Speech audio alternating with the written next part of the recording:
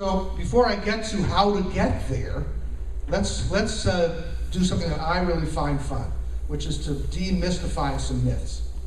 Myths that you probably really do believe in because so many people have told you they're true. One is, to be good, you have to change the world. Now that is a myth that you're actually hearing this weekend here. You think you're hearing from some people. That if your business doesn't change the world, you're in the wrong business. You have to do something else.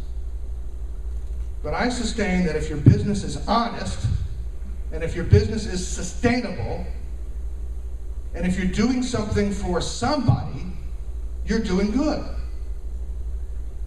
You may be baking the best turnovers in the neighborhood. That's fine with me, so long as they're honest turnovers and they're sustainable turnovers. By that I mean that you're not using up your supplies so you can't make them next week.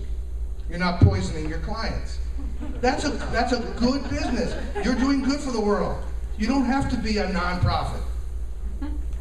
Not bad either to be a nonprofit. Making a profit is bad. Who ever said that? Somewhere we were taught that making money is bad.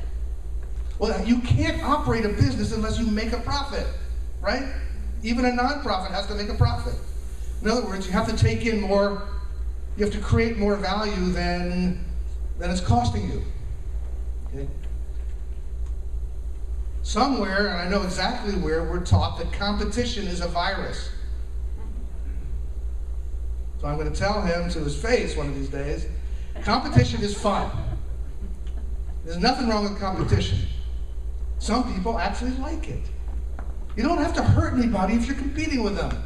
If you're honest and sustainable, we all do well.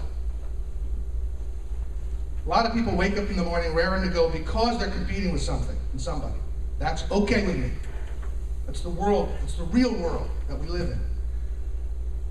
Think right and grow rich. Who said that? I didn't want to quote the actual book. Okay. Well, the secret, supposedly, is that you think right and grow rich.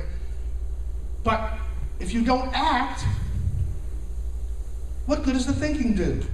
If you don't develop relationships with people, if you don't listen to somebody and find out what they need, what good does your thinking do? So many people get caught up in this fantasy of what their business is going to be like that they stop listening to anybody.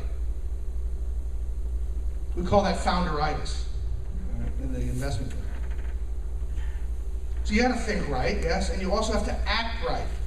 Then you have to relate to people and give them what they need. Common sense. Okay. Asking for help diminishes you. This is one of the hardest things that I had to learn, that I cannot do it alone. Business is a team sport. Business is a sport. It's a team sport. Can't do it alone. But asking for help means recognizing that I'm not everything, that I'm not good at everything. In fact, I'm not good at barely anything. Just one or two things. But it's just those two things that it takes to be a successful business leader. The rest, your team can do. So stop trying to do it all yourself. And thinking that asking for help diminishes you. Who here has gone through a moment in time when they've said, asking for help diminishes me, but I've got to do it myself?